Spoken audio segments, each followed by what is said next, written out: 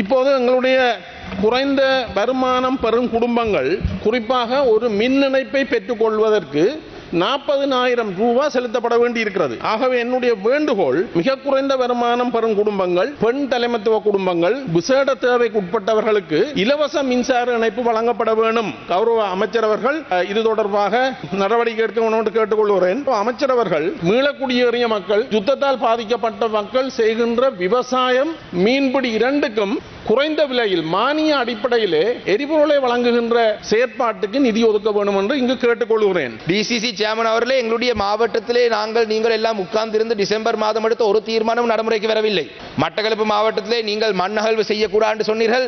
இன்று மண்ணகழ்வு நடக்குது. எங்களுடைய ஹிஸ்புல்லா அமைச்சர் இருக்கிறார். எடுத்த தீர்மானம் எதுவும் நடைமுறையில் இல்லையா அமைச்சர்? மீன்பிடி பிரச்சனை சம்பந்தமாக தீர்மானம் எடுக்கப்பட்டது, எந்த நடைமுறையும் இல்லை.